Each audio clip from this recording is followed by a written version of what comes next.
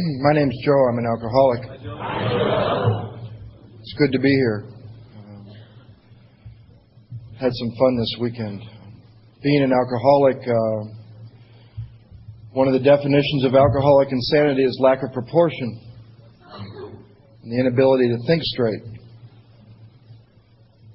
I get invited to come here a few months ago, and I automatically see how early I can leave and how much we can do while we're gone. I left on Thursday to be here on Sunday. That wasn't driving, that was flying to San Francisco. Been to Lake Tahoe, and a day and a half in San Francisco. I could really tell that the guy that Jim asked for a glass of water, and he brought me a glass of water. You ask an alcoholic for a glass of water, you get 3. I understand that. I want to thank the committee for asking me to come. It's both a privilege and an honor to be able to do this as long as I understand who gets the credit. And I hope that that's not me. When I try to do that, I get in a lot of trouble. I guess the only reason I'm here today is to share with you the grace of God in my life and the miracle that has happened. I got sober August 17th, 1982, and I've been clean and sober ever since. And I don't know how a guy like me has that happen. I would like to say I don't know how a guy like me does that, but the very best a guy like me can do is drink and take drugs and destroy everybody around him and his own life. So I really don't know how this happens, this gift of sobriety. I've tried to learn to be grateful for that, and I think gratitude is an expression rather than a feeling. Although I do feel grateful, I believe, like what I learned a little bit about love, is that love is not only a feeling, but it's action. And I think gratitude is the same thing for me, and the way I express my gratitude is to give freely what was given to me. I think I woke up this morning a little early. I was excited, and I was really reminded of an alcoholic's mind, or at least mine. And I thought of a story that I heard one time I'll share with you about how we think. And it's about this guy who's been sober forever, God bless him, and God forbid he's on his deathbed. His wife is there. He looks up at his wife and he says, "Honey, after all these years, I've realized something." She says, "What's that?" He says, "Well, you were there when I had my first stroke. You were right there. And you stood by me. You were there that time I got shot. You were right there. And you stood by me. You were there when I lost all our money in business. You've always been right there. You've always stood by me. And after all these years, I've realized one thing. You're a friggin' jinx."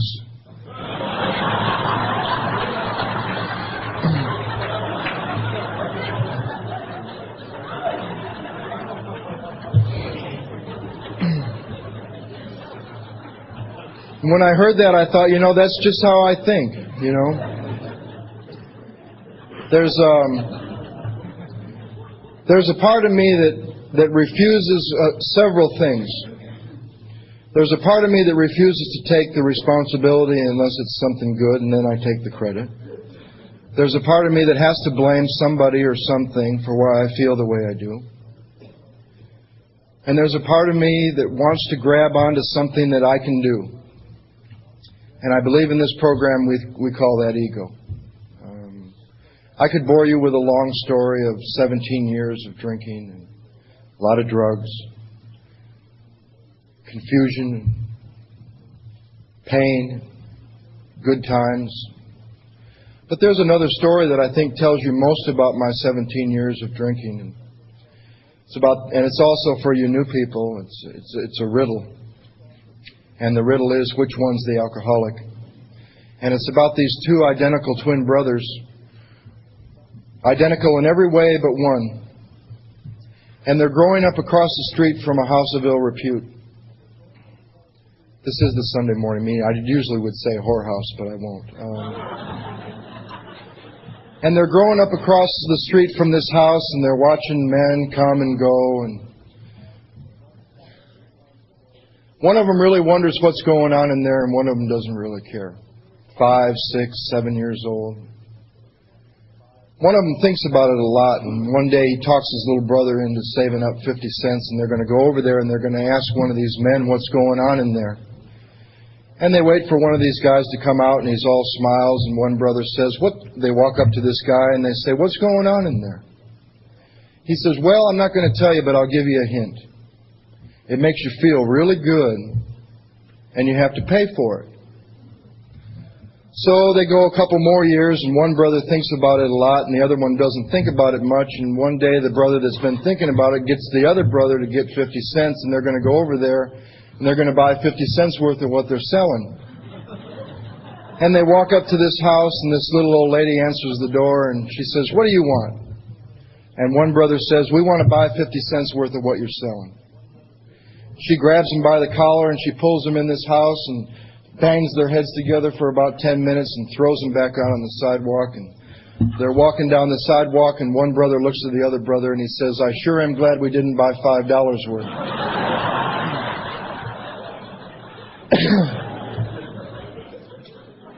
And the other one kept going back for more. Which one's the alcoholic? But when I do get a chance to do this, to share with you or to sit in my living room and listen to another alcoholic, when I get to listen to one of you at a meeting, when I get to talk about my alcoholism, personally, I believe the most important part of my alcoholism, because it's also the reason that I'm here today, is the first 13 years before I ever took a drink. I took my first drink when I was 13 years old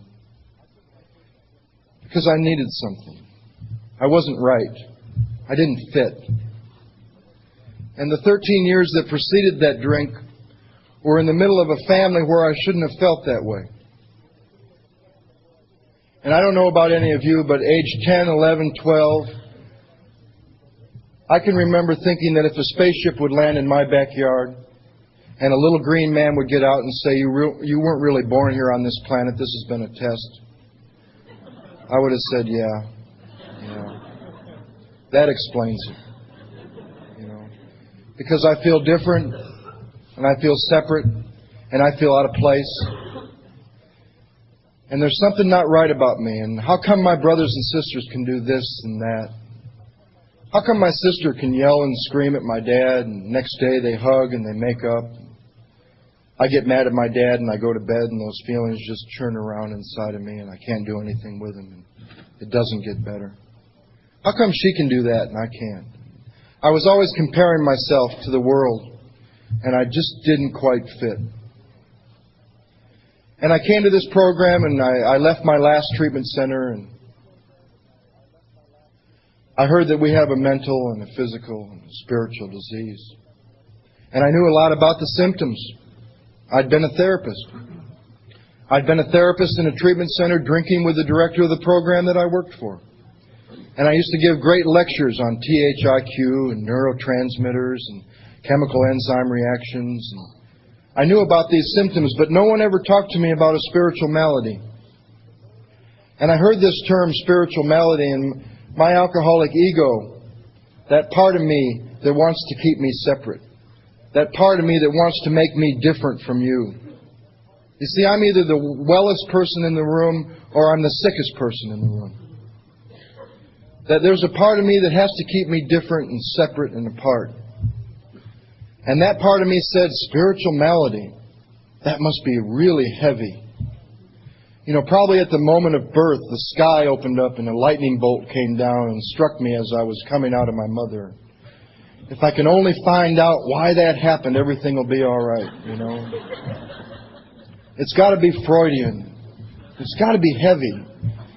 And the people that worked with me when I came to this program that still work with me today, said that it was very simple, this spiritual malady, and that it was described several times in our big book. And unfortunately, I started reading this book when I was pretty new. And in the doctor's opinion, it said we were restless, irritable, discontented. My God, the first time I read that, I thought, that's how I felt before I ever took a drink. And that's how I felt when the alcohol and the drugs were not working. And that's how I felt 6 months sitting around this program waiting for this to happen by osmosis, thinking I was in Alcoholics Anonymous because I was going to meetings. That's me. That's the very best I can do. Another part of his chapter said that a part of our disease differentiates us and sets us apart like a distinct entity. And I thought, my God, that's how I felt when I was a kid, before I ever took a drink. Another part of the book, in the chapter to the agnostic, talks about untreated alcoholism and the unmanageability of my life and the spiritual malady. Today I don't see any difference between those three things. If you're curious at all and you want to see whether you still suffer from untreated alcoholism, go home and read page 52 and see how you're doing with personal relationships. It says we're having trouble with personal relationships. We can't control our emotions. We're prey to misery and depression. We have a feeling of uselessness. We're full of fear. We're unhappy. And I thought, my God, that's how I felt before I ever took a drink. That's how I felt when the alcohol and the drugs weren't working. And that's how I felt sitting around this program dying of untreated alcoholism. That's me. That's the very best I can do. I heard George Carlin a few weeks ago, and he talked about language, what we do as humans, especially in America, with language. He said, in World War I, they used to call it shell shock. And that's pretty graphic, and it's pretty descriptive. And nowadays, after several wars, they call it post-traumatic syndrome.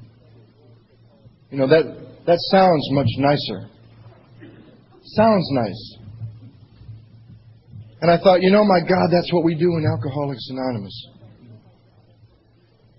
Rather than say to you that my friend so-and-so went out and drank, we like to use little terms like, he slipped.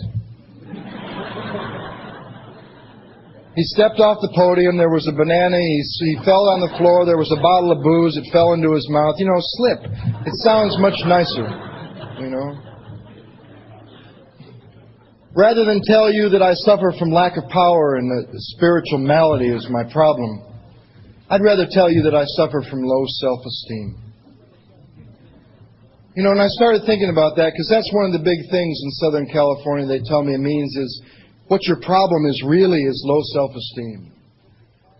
I was given the grace at Christmas this year to celebrate my 7th sober Christmas, and for the first time in my life, my family came to where I live. The first time in my life, they came to where I live for Christmas.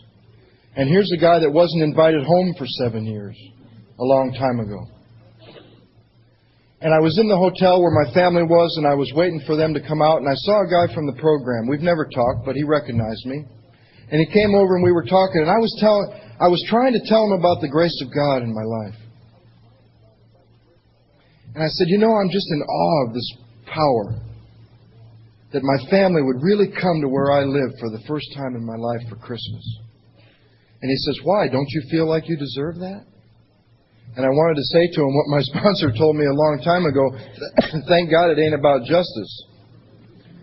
If everyone in this room got what they deserved, probably none of us would be here. It's about grace, mercy. I said, no, I really don't feel like I deserve this. And he said, do you know where that feeling comes from? And I said, no, because I wanted to hear what he had to say. And he said, that comes from low self-esteem. And here I am trying to talk to somebody about the grace of God in my life, and he's telling me that I suffer from low self-esteem. I have probably had more esteem for myself than anybody ever will for me. I have probably loved myself more than anyone will ever love me. And I drank. And I have probably hated myself more than anyone will ever hate me. and I drank. But you see, there's a part of me that wants to grab onto something that I can work on. I can do it. And if I can't do it, there's somebody in this room that can do it for me. I can believe in the group. I can believe in my sponsor. I can believe in this book. If I only work the steps. Because it's got to be something that I can grab. See, self-esteem I can work on. I know how to go take courses and books, and I know how to have you pump me up with all the self-esteem I need.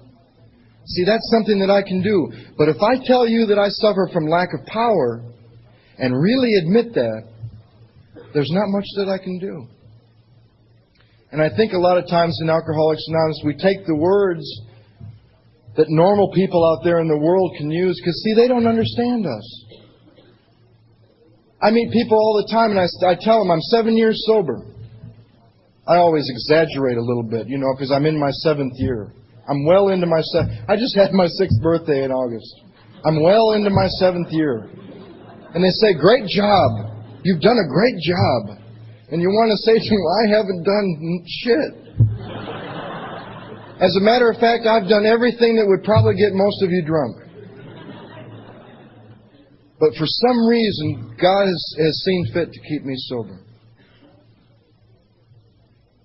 I tried to explain to my mother the first time she heard me speak in Alcoholics Anonymous that the day I showed up at my dad's funeral drunk and couldn't do anything about that, but I really didn't want to, that I had no choice. And the second time she heard me speak in Alcoholics Anonymous after I had made amends to her and told her about this program, she looked at me and she said, I really understand that you really didn't have a choice about showing up drunk at your dad's funeral. And sometimes you sit in your living room and you try to talk to another alcoholic. And sometimes they're in that place where it clicks. And sometimes they understand that they can't do anything about it. And sometimes they still think that there's something that they can do. And I don't know how that happens. And I don't know what beats us into that state. Except my book tells me that there is only one great persuader. Something that beats you into a state of reasonableness more than any therapist, mother, father, child, husband, wife will ever be able to beat you into. That's alcohol. And all I know is that I drank every drop that I could until I woke up one day in August 1982 and the miracle happened. I couldn't drink. And I don't know how that happens. And I was in a state of reasonableness. But there is a part of me. There is a part of me that would like to tell you that I suffer from anything but something that I can't do anything about. It's low self-esteem. You need to love me until I can love myself. That assumes you can love me enough to keep me sober. Of course we love each other. Of course you love me until I can love myself. But neither one of those things are what's going to keep me sober. And I forget that. Because it's got to be something I can grab onto and do something with. So here's this kid, 10, 11, 12 years old, baffled because what they're saying to me doesn't match what this is saying to me. And they're saying things to me like the one that used to baffle me more than anything else. I don't know if any of you ever heard this, but I heard it from teachers and coaches and counselors and mommy and daddy. They used to say to me, you have so much potential.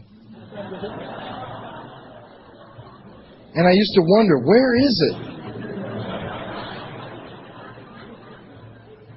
And I used to get those moments of clarity laying in bed, and I used to say to myself, where is this potential they keep telling me about? Because I know I need an edge. And I found potential. I found potential in a bottle of stuff that made me feel really good.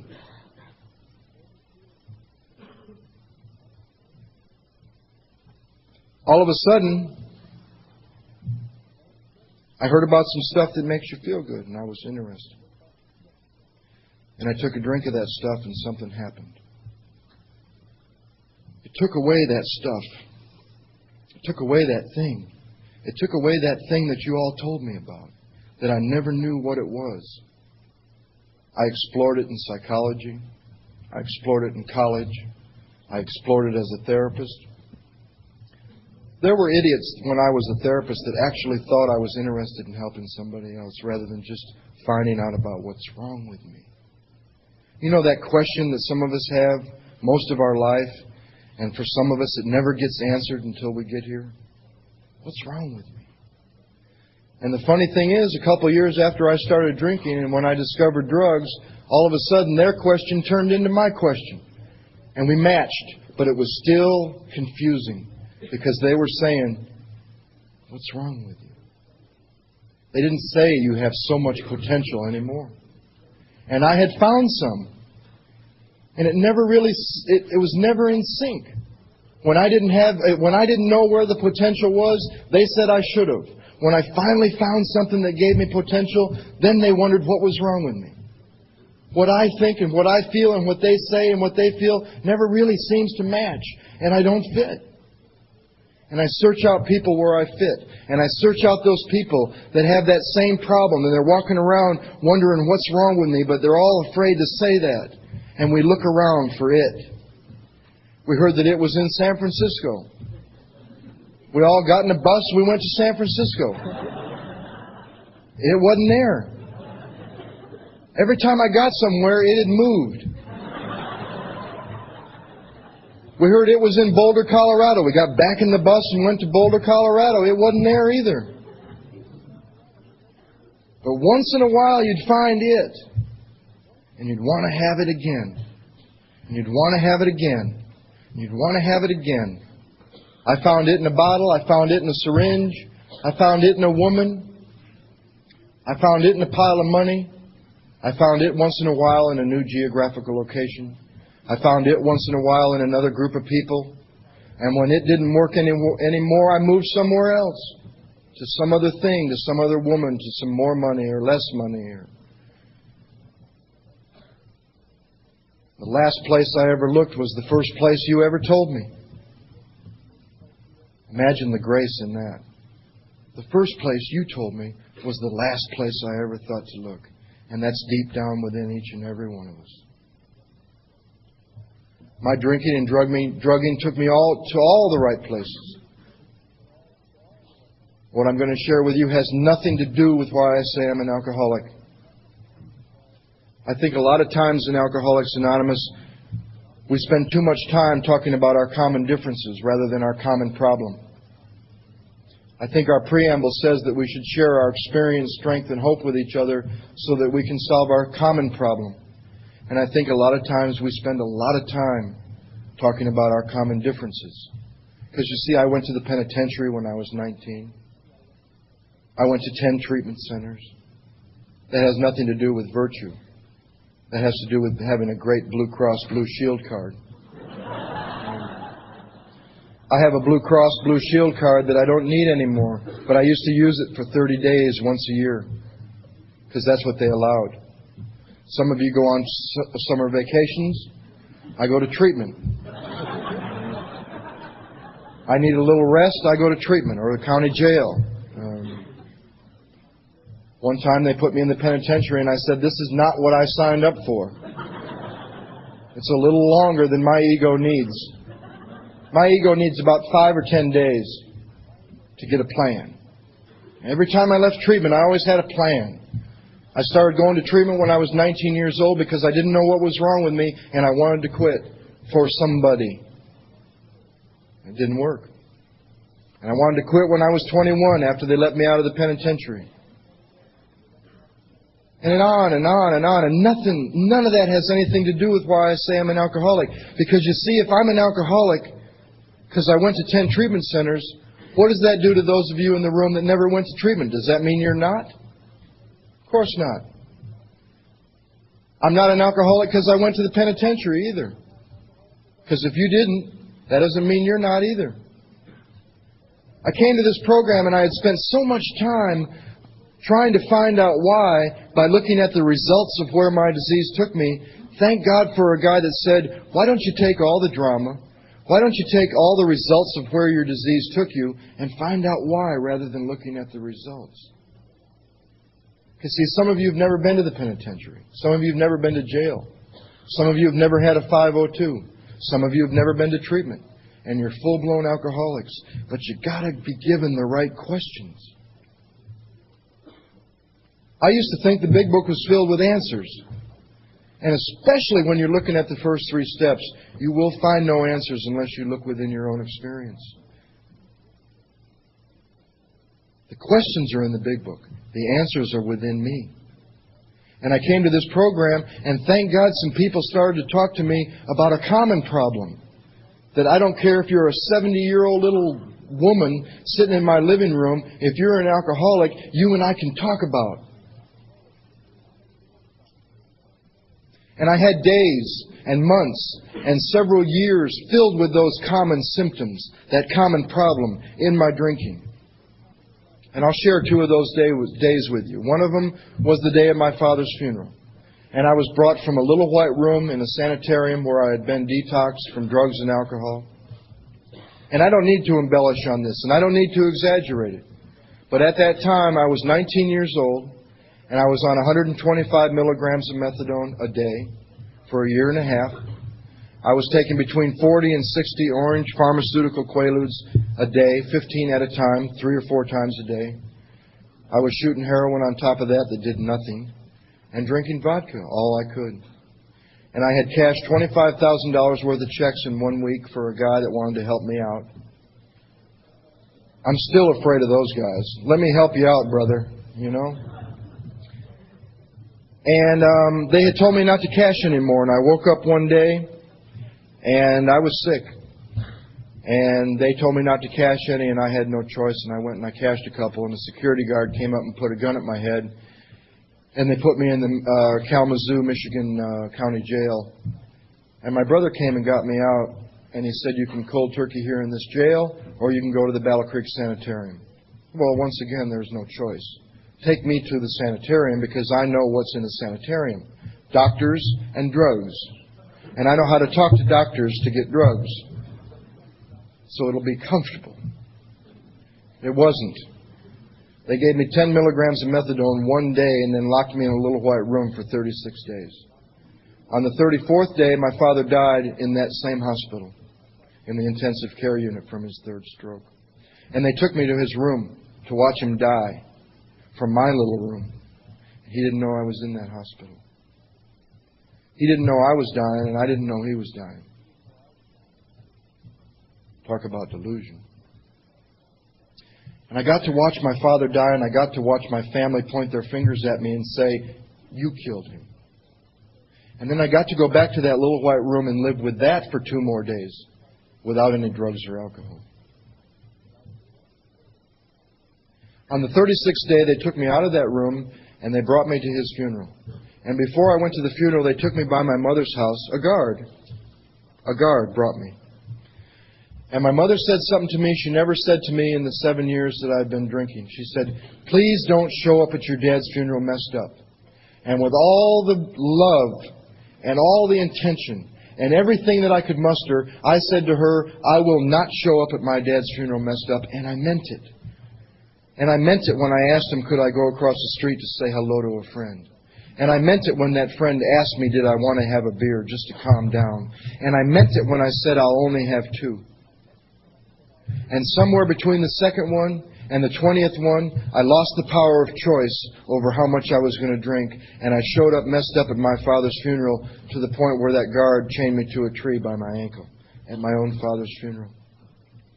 And I didn't want to do that. I didn't want to do that. A lot of times in Southern California, they say this thing that just baffles me. I'm searching California to find out the guy that made it up so I can talk to him. And what they say is, just don't drink, no matter what. You know, someone that I love more than anybody in the world used to say that to me, and I couldn't pull it off. Just don't drink no matter what. And I'm a guy that drinks no matter what.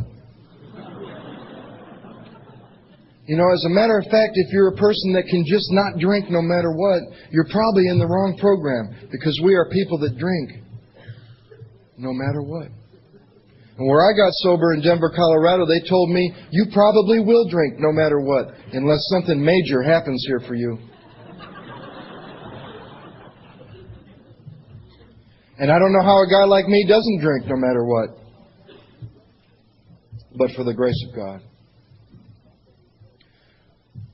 About 2 years later, they let me out of the Michigan State Penitentiary for forgery, and I reported to my parole officer, and he told me what they'd do if I drank or drugged again. And he told me what it had done to my body. He told me what it had done to my life. He laid out about 20 reasons why I shouldn't. And I walked out of his office, and I felt great, and I had a plan, and this is what I was going to do. And on my second report, 28 days out of the penitentiary, with every sufficient reason in the world not to drink, I walked out of his office after my second report into a bar to buy a pack of cigarettes, picked up a drink, and woke up 6 days later 120 miles away. And I didn't want to do that. And I didn't know why I did that. And I don't know why I do that. And I came to this program, and you told me two simple things that tied those days and a lot of other days together for why I do that. Because you see, the day of my dad's funeral, I put some alcohol in my system, and I have an allergy to alcohol that's stronger than anything I can bring to mind, even the love for a mother. And on the 28th day out of the penitentiary, they told me about an alcoholic mind that, given every sufficient reason in the world not to, does. You see, I have a body that has an allergy and a mind that tells me I don't. And this time I can eat strawberries. You know, if I eat strawberries, I break out with a rash. Well, when I drink alcohol, I don't break out with a rash. I break out with a screaming, memey craving for more alcohol that's beyond anything I can do until that goes away. And sometimes it lasts for an hour, and sometimes it lasts for a week. And sometimes that craving goes away with 2 drinks, and sometimes that craving doesn't go away with 20. I still want more. And I can't stop that until it decides to stop. But I have a mind that tells me, this time it'll be different, and you can eat strawberries, but you won't get a rash this time, even though you've gotten a rash every other time you ever ate them. This time you won't. I have a mind that doesn't remember with enough force the memory of what happened last time ago. And the pieces started coming together when I got here. And people started talking to me about our common problem. See, because it doesn't matter if I've ever been to the penitentiary to identify that. And it has to do with 2 points. Can you control the amount once you start? And can you control the stop once you stop? And that's all I had to look at. As a matter of fact, they told me to take all the drama and skim it off the top. And look at those 2 points. Can you control the amount once you start? And can you control the stop once you stop? And I saw that that's me.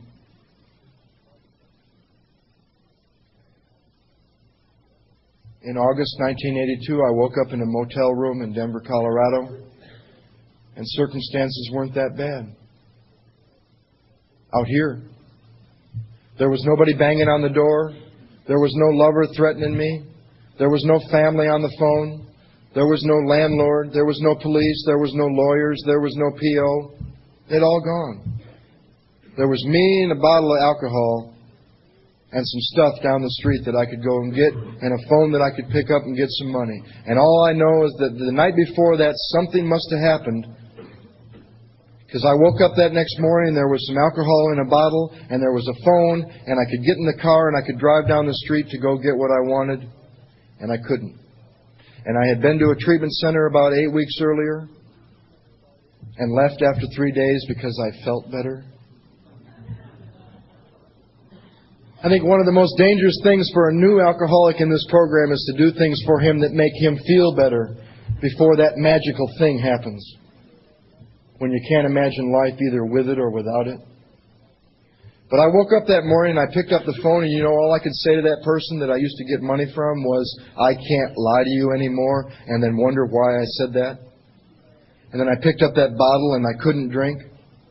And I went to get in my car, and instead of going to where the stuff was that I wanted, it turned and went back to that treatment center. And I walked in there and I said, help me. And you know, for the first time in my life, I didn't have a plan. And about 35 days later, they let me out of that place, and I was scared to death because they didn't pump me full of sunshine, and they didn't give me a diploma, and they didn't pat me on the back and tell me everything would be all right. They told me the truth. And those are the kind of people that I learned about love from in Alcoholics Anonymous. Because when I got out of there and I started to go to meetings, it got better out here. But that ain't where it is for me anymore. The family was behind me. I got a new place to live. Making some great friends in Alcoholics Anonymous. There was a little period of a pink cloud. And one day I woke up with 5.5 months of dryness. And I said, if this is what sobriety is about, I don't want anything to do with it because it is worse. And what is it? It is restless. It is irritable. It is discontented. It is full of fear. It is having problems with personal relationships. It can't control its emotional nature. It's full of misery. And I hit a bottom. Sober. And I hope that place happens for everyone here. Because when that day comes, you don't have to work the program anymore. You don't have to work the program anymore. Because you finally see that lack of power is your dilemma. And then what you can start to do is to seek God. Because everything else you ever tried, even managing your own life on your own power, without drugs and alcohol, even that doesn't work anymore. You see, I think I left my last treatment center still thinking that alcohol and drugs were my problem. Until I met up with some people that said alcohol and drugs, if you were like us, were not your problem. They might have gotten you in a lot of trouble, but they were probably your only solution to make the pain go away. And that made sense. Because I used to go to these treatment centers and they would tell me two things. Joe, alcohol and drugs are your problem, and if you just put them aside, everything will be all right. And after about the 5th or 6th treatment center, I wanted to say to those people, what do you mean they're my problem? Yeah, they get me in a lot of trouble, but they're the only thing left that take the pain away. And let me tell you something. Every time I put them aside, it doesn't get better. The further away I get from my last drink, the worse it gets. And it is that spiritual malady that I suffer from that was there before I ever took a drink. And thank God I met some people when I hit that place at 5.5 months dry that said, you know, there's a solution to that. And you don't have to sit around dying of untreated alcoholism in the program of Alcoholics Anonymous any longer. And I had heard that man in my very first meeting while I was in treatment. And it took me 5.5 months to ask him to be my sponsor until I got to that place where there was nothing my ego could grab onto and say, this is what you can do. There wasn't anything. In the program, and I was going to a lot of meetings, and I was picking up ashtrays and picking up chairs. As a matter of fact, I hate to admit this, but there was a time in Denver, Colorado, they used to call me Joe Osmosis. Because I thought I was going to get this thing by sitting in meetings of Alcoholics Anonymous next to you old-timers. It was just going to rub off on me. And I used to get angry when I hear the promises on page 83. Because I would say, they're not happening for me. And you know, a man said to me one day, the kind of men that I learned about love from, a man said to me, you know how you get the promises on page 83? You do what's on page 1 to 82. Now that's too simple for me. You see, I'm a guy, you tell me this is a textbook, I go to how it works and forget the rest. And I went to that man that I'd heard in my very first meeting, and I asked him to be my sponsor. And I told him where I was at. And he said he only knew one way to do that. And he said the way that he knew how to do that was to start on the title page and to go through the first 164 pages together. And you know, since that day, I've never felt that way as I did when I went to his house that day. Now, every day hasn't been great, but I have never been that hopeless, that miserable, that full of fear since that day. And we started doing that, and some amazing things happened. I found out why I did what I did the day of my dad's funeral, in the doctor's opinion. And some of there is a solution. I found out why I did what I did the day that I was 28 days out of the penitentiary, and I never knew why. And all of a sudden, and doesn't it make sense if we all come here with this question in the back of our mind, what's wrong with me? That should be the first question that gets answered when we get here. And you know, that's the first question they started helping me answer. What's wrong with you?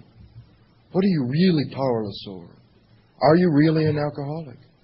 Maybe you're not. I heard a man not too long ago, and he talked about 3 ways to approach the first step. And he's worked with hundreds of alcoholics. And he said there's really 3 types of people that approach the first step, and one of them is the bigot. And what the bigot is the man that knows. And he knows that he is or he knows that he isn't. It doesn't matter. But he knows. And that man is filled with contempt prior to investigation. He said then there's a man that's even harder to work with, the hardest one to work with in Alcoholics Anonymous, and that's the believer, the pious man. And he not only knows, but he believes. And he's filled with acceptance. He just accepts everything. He reads page 449 before he reads anything. And he thinks that not only does he need to admit the first step, but he needs to accept it. And I'm here to tell you, if you're new here, you do not have to accept being powerless over alcohol and that your life is unmanageable. Because maybe for the first time in your life, you're here because that condition has become entirely unacceptable. If you need to accept the first step, there's no reason to go to God in the second step. I do not accept being powerless over alcohol. I admit that. I concede to that. And there's a big difference. This guy said, then there's the people that need to approach this program from the way of consideration, with an open mind. And as a matter of fact, they gave me a prayer to use. Please, God, let everything I think I know about myself, what's wrong with me, this program, these steps, let it all be put aside for an open mind and a new experience.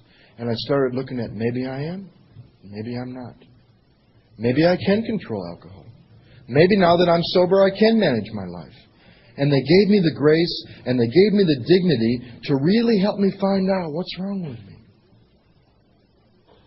Now, I'm not a guy who wanted to change the words in the first step, but I'm a guy that wanted to fill in the little blank between the first half and the second half. You know, it says we admit that we're powerless over alcohol and that our lives have become unmanageable, and there's a little dash there. And I wanted to read it this way. I admit that I'm powerless over alcohol and drugs, and that's why my life is unmanageable. Until I really had some time around here, about 5 or 6 months, trying to manage my own life on my own power without drugs and alcohol, to see that the second half of the first step has nothing to do with the first half of the first step unless you're still drinking and drugging. And I started to see that about the best I can do trying to manage my own life on my own power is the description on page 52. That's what I'm left with. I'm having trouble with personal relationships. I can't control my emotions. I'm prey to misery and depression. I have a feeling of uselessness. I'm full of fear. I'm unhappy. And they took me through 2 little exercises that really helped me see that first step. And one of them was, make a list of the 10 craziest things you ever did. And this was to see the insanity. And I made this list of the 10 craziest things I ever did. And you know what? Every one of them were under the influence of alcohol or drugs. And this kind, loving, gentle man looked at me and he shook his head and he said, I'll bet you $10,000 that the number one thing on your chart, the most insane thing you ever did, was absolutely bone dry with nothing in your system. And I said, what do you mean? He said, the most insane thing that you've ever done was to pick up another drink based on your history with alcohol. And you did that with nothing in your system at all.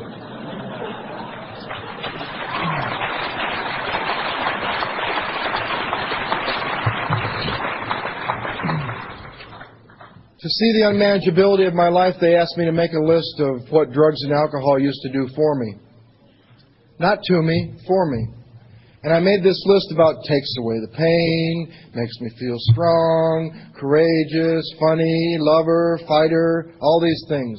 And they said, now ask yourself one question. Can you on your own power sit in a chair and make those things go away or make those things happen? And I saw that the unmanageability of my life is within. And you know there's great freedom in that, to stand here today and say that my life is not unmanageable because of what goes on out here anymore.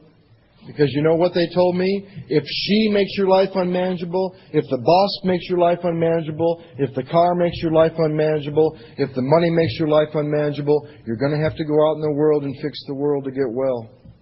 And I had tried that. They said the unmanageability of your life is within, and it's described on page 52. And all of a sudden I started to see maybe lack of power is my dilemma. Maybe I don't have the power to control the amount once I start, and maybe I don't have the power to keep myself sober, and maybe I don't have the power to manage my own life now that I'm dry. Maybe lack of power really is my dilemma, and maybe I suffer, which only a spiritual experience will conquer. You see, the way they used that big book with me was to turn every statement into a question. And if I could share one thing with any of you about how to use that big book, is every time it makes a statement, you turn it into a question for yourself. Can I do that? Is that me? Is lack of power my problem? Do I suffer from this kind of disease? And then all of a sudden that big book comes alive for you. And it's you. It's not just some story about Bill when you're reading Bill's story. It's not just some opinion of some doctor. It's not just some opinion of some psychiatrist. It's not just some 100 people that maybe started this program, whether they stayed sober or not. All of a sudden it's you, and if the problem is you, then maybe you'll see that the solution is for you too. And then maybe you'll see that you're willing to go to any length, and that you want what these people have to offer. Then you're ready to take certain steps. And I started to look at my problems with God. Doubt, prejudice, old beliefs, what I was raised with. And you know, they gave me some real freedom when they said I could choose my own conception. And I remembered a therapist when I was in treatment, my therapist. He didn't have any other clients. I was the only one. No, not really. My therapist in treatment had said to the group one day, he said that he believed within each and every one of us was something that we were born with. Whether we wanted to call it, he's a very confused man. He's a therapist during the day, and he's a monk at night. And his name is Father Felix. And he said to the group one day that he believes each and every one of us has something within us, and that I could call it whatever I wanted to call it. A gift, a jewel, the essence of life, the power of God, the spirit of the universe. And that day in treatment, I chose a jewel. A jewel. And he looked at me and he said, Joe, you know, for 30 years you've thrown mud on that jewel in the form of pride, ego, intellect, selfishness, dishonesty, self-seeking, fear. And I said, yeah. And he said, you know, I believe there's a process you can go through to clear away the mud that stands between you and the jewel you were given at birth. And all I know is about 7 months later, when I got to the second step in our program, the book said the very same thing, that deep down within every man, woman, and child is the power of God, and that it is only there that He can be found, but it might be blocked, it might be obscured by calamity, pomp, worship of other things, but it's there. And it told me where and how to find this power. Yes, God comes to me through you. Yes, God comes to me through the group. But thank God there were some people in those groups that said, why don't you look within yourself to find this power that we have found? So if it's 3 a.m. and the phone's off the hook, or you can't run to a meeting, maybe God will be able to be there for you. If you're in the middle of a business conference, if you're on the phone with somebody, if you're sitting in front of your boss and you can't say, I need to pause for a minute and leave the room so I can get in touch with God, or call somebody, maybe God can really be there for you. And maybe you can find a place deep down within yourself where you can find God. And they asked me a couple of questions. Was I willing to believe? I said yes. And then they asked me to make a choice at the second step. And I don't know how a guy like me gets to a place where in his life, with the life that I had, where he really gets to choose whether God is everything or is nothing. Where he really has a choice about that. And I made that choice that day that for me, God will be everything. Because if He's not, I'm nothing. And I made a decision to go for that power. And that's all the third step is. But I remember sitting in a meeting in North Denver when I was doing the old AA shuffle. You know, I turn it over and I take it back, and I turn it over and I take it back. And this old guy looked at me, one of these guys that loved me enough to tell me the truth, and he said, son, if you're still doing that, you haven't turned it over. I said, what do you mean? He said, well, there's a difference between a decision and a commitment. The third step by itself is only a decision, but there is one hell of a commitment if you follow it through with the program of action. I said, what do you mean? He said, well, if you tell someone to go sit in the corner and pray for ham and eggs, and then they just sit there, they'll probably starve to death. I said, I don't get it. He said, well, if you tell someone to go sit in the corner and pray for ham and eggs and then show them how you got up and made one hell of a commitment and put one foot in front of the other, they'll probably eat ham and eggs. I said, I don't get it. He said, well, it's like a chicken and a pig walking down the road, and they come to a sign on a church that says, help feed the poor. And the chicken is filled with virtue because this is a wonderful, lovely thing to do. And he says to the pig, he says, we ought to do something about that. And the pig says, what could we do? And the chicken says, we could feed him ham and eggs.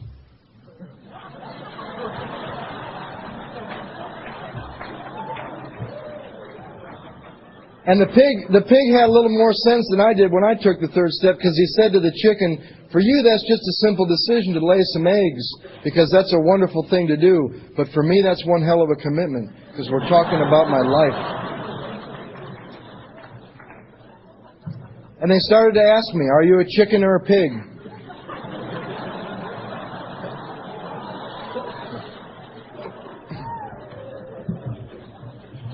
And they started to tell me those stupid riddles about 3 frogs sitting on a log. All 3 decide to jump off. How many are left? I said none. They said 3. Now what are you going to do? All they did was decide. And several months later, you know, when I had really looked in our book, how many times had I heard how it works? 1,000. How many times did I hear that the description of the alcoholic, the chapter to the agnostic, and our personal adventures before and after make clear 3 pertinent ideas, and I had no clue what they were even talking about until I looked in the book about the description of the alcoholic and took step 1. And looked in the book in the chapter to the agnostic and took step 2 and put those things in relationship to my personal adventures before the first drink and after the first drink. And you know what? It made clear 3 pertinent ideas. That I'm an alcoholic and I can't manage my own life, that no human power can relieve my alcoholism, and that I'm willing to believe that God can and will for me if I seek Him. And I made that decision. And how many people had ever told me that there is a requirement to the third step? My God, I thought you just read the wall. You read the steps off the wall, you do some stupid prayer, you write an autobiography, and you wait for the promises on page 83 to happen. And they didn't. But you know what? When I fully conceded to my innermost self, and there's a big difference between fully conceding to your innermost self that you're alcoholic and saying that you're powerless over alcohol because of all the drama and the trouble you got in. But when I fully conceded to my innermost self that I am an alcoholic bodily, mentally, and spiritually, and that my life is unmanageable, sober, and that no human power has ever been able to relieve my alcoholism.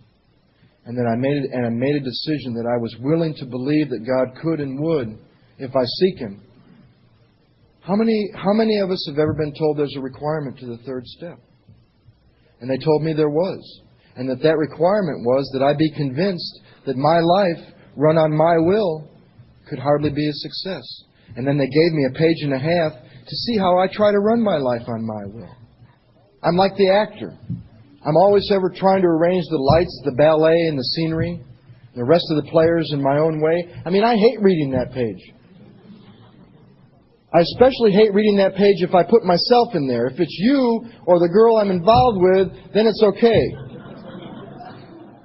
Is he not a self-seeker even when trying to be kind?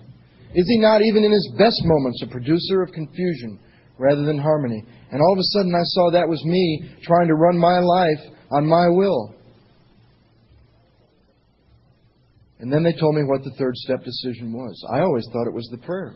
And I always thought if I got on my knees and did the prayer with my sponsor, I'd made the decision. And they said, no.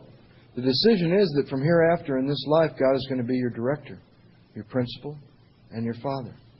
And that decision comes way before the prayer. And I did that prayer. And I had some idea that when I did that prayer with my sponsor, the sky was going to open up and there was going to be a big boom. We would probably do it on a mountaintop in Colorado. And we sat in his living room and got on our knees and did that prayer, and the saddest thing that could ever happen to an alcoholic happened. Nothing. And I said, Don, there was no big boom. He said, thank God they damn near killed you. You don't need one more of them. And I asked the magic question. I asked the magic question that I wait for everybody that I work with to ask. Then how do I turn my will and my life over to the care of God? And it was so simple. He said, the way you turn your will and your life over to the care of God is 4, 5, 6, 7, 8, and 9. Acts against the will, contrary to the way you have lived your life. And I'm here to tell you, to write an inventory the way it is in that big book, no wonder there's so many newfangled ways to write inventory. I would rather write an autobiography from now until I die than write an inventory the way it is in that big book. Because the way it is in that big book asks me to look at something that without God in my life I can't even see because I never have been able to. And that's the fourth column of the resentment inventory. My God, what's the fourth column of the resentment inventory? I never heard of that. My God, you're lucky enough if you get to look at who you're mad at, what they did, and how it affected you. Then it says we turned back and looked at where we were at fault. Where was I selfish, dishonest, self-seeking, and afraid? My God, with every resentment I've ever had in my life, I make this giant list of people, institutions, and principles. Not only it's hard enough to put, it's easy to put down why I'm mad at them. I've been doing that up here for about 30 years. She did this and didn't do that and said this. And then in my self-centered way, I love to look at how that affects me. She affects my self-esteem, my pride, my ambition. I would love to keep blaming people for affecting those areas of my life until they help me start to see the belief system behind those 7 areas of my life. That's really what screws me up. You know, so-and-so told me I was full of shit. That's why I'm mad at him. It affects my self-esteem.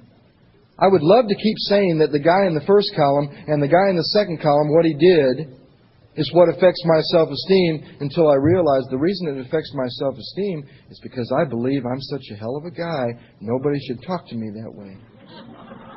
Especially somebody I sponsor.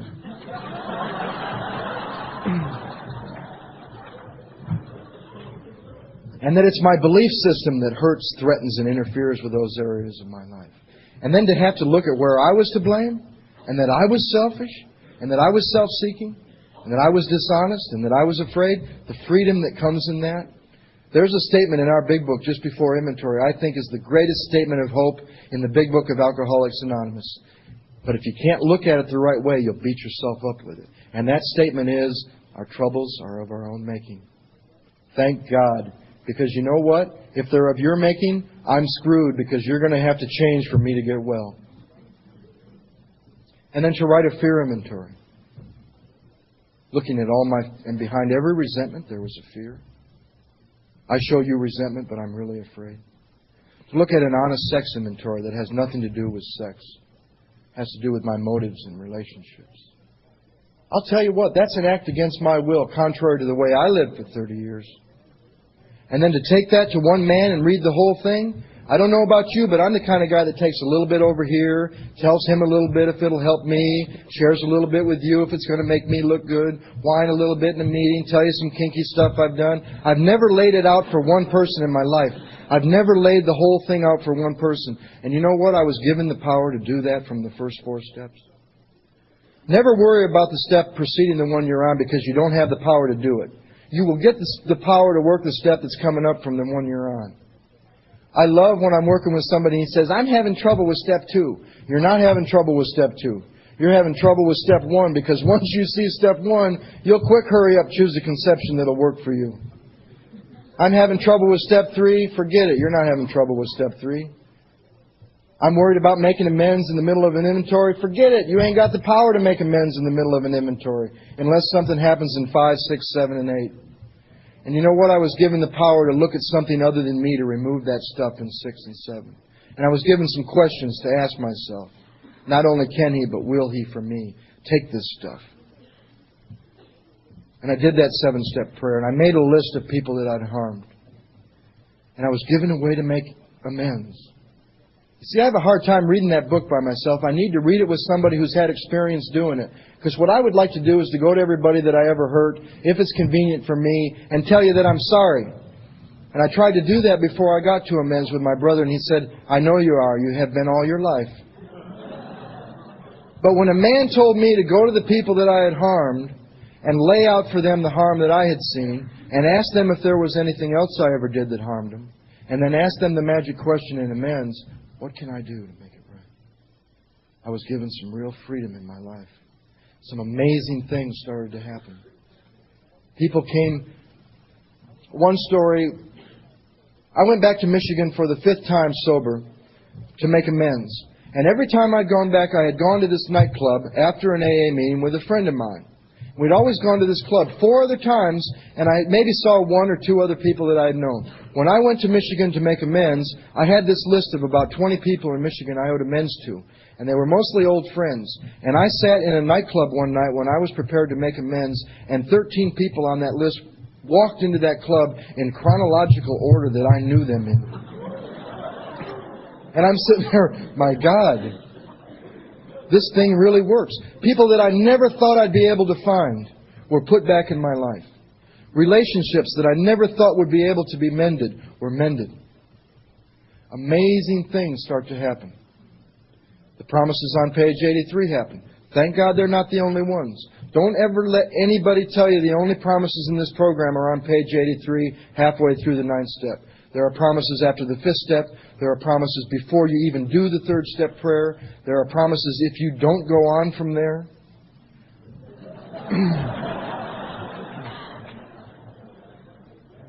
Please don't start this process and stop. Please don't start inventory and stop. I could say that until I'm blue in the face because all of you will do that. Because that's what we do. We take it to the limit. We get a little relief, and we suck that dry until we're back up against the wall, because most of us don't do things out of virtue. I am not here today out of virtue. I'm not here today because I'm a wonderful, lovely person. I am here today for the same reasons I drank and drugged. I am here today for the same reason I drank and drugged. I drank and drugged because it worked, and it made me feel good. My motives haven't changed. I'm here today because this works, and it makes me feel good. There is no virtue involved in my recovery yet.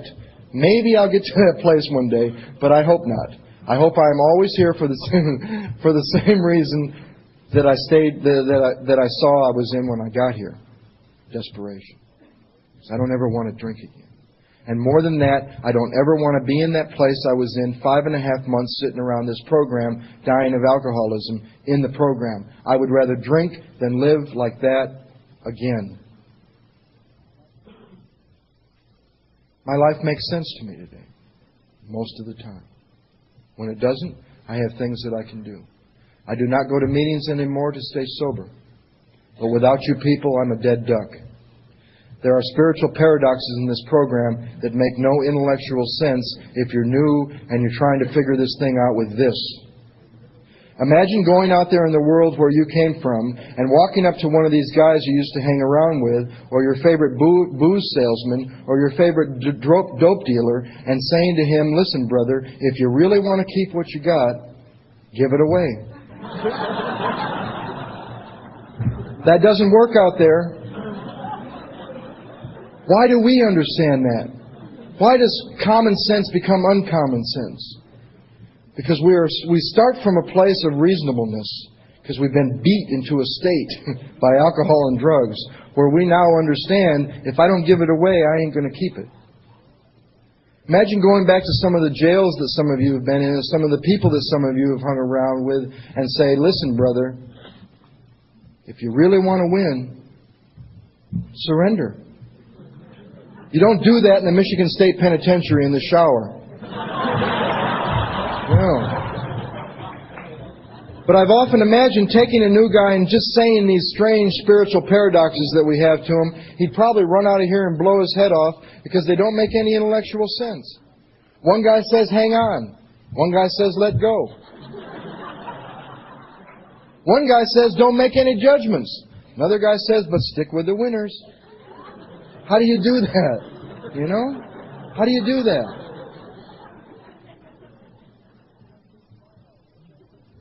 One guy says, try hard. Another guy says, quit trying so hard. How do you find out the truth? My sponsor told me a long time ago to use the bullshit sifter. This is the bullshit sifter.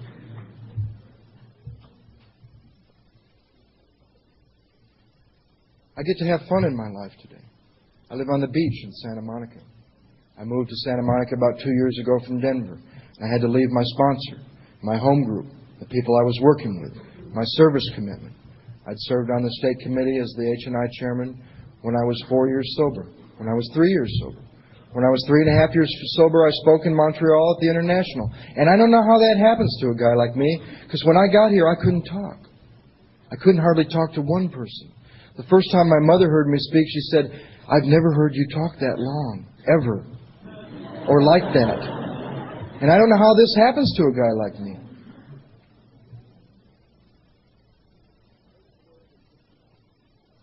I heard a story that pissed me off. And I knew that when it pissed me off, there was something I needed to look at. And this guy said, imagine if you took 100 of us from Alcoholics Anonymous and put us back in the bar. God forbid. But he said, you know what you'd find?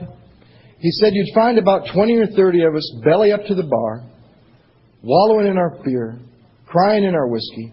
And the sad thing about that is that some of us wouldn't know there's anything more to find in alcohol, and some of us would dig it. He said, then you'll find about 20 or 30 come in the bar, drink till they feel good, and then they go home. He said, then you'll find about 30 or 40 mad dogs. In and out of the bar, going here, going there, getting in fights, doing it to the max, going for the gusto, won't just settle for sitting up at the bar, wallowing in their whiskey, crying in their beer, because they know there's more to find in alcohol. Won't just come in, drink till they feel good, because that's just where the night begins. Mad dogs. He said, now take those 100 people, put them back in the program of Alcoholics Anonymous, and you'll find they settle for about the same thing they did when they were drinking. And I'm here to tell you, I will not settle for coming in here and wallowing in my big book and crying in these rooms, because I know one thing. There is a solution. I will not come in here and settle for doing enough work to where I feel good and then go home, because when I've done that, my own gratitude starts to choke me because I'm not giving it away. I was a mad dog then, I'm a mad dog now. I want it all. My book says a man is unthinking who says sobriety is enough. The way I see this program is a story that my sponsor tells, and I just absolutely love it because it's how I see this program also. And he talks about a man who saw the statue of David and saw that it breathed. And he went to Michelangelo and he said, how did you do that? And Michelangelo said, I took a hunk of stone and I chipped away everything that didn't look like David, and that's what I got. And that's kind of how I see this program, with God as the sculptor, and these steps and these traditions and you people and these meetings as the chisel. They've taken a willing hunk of stone and chipped away everything that doesn't look like Joe, and so far this is what they've got. Thank you very much.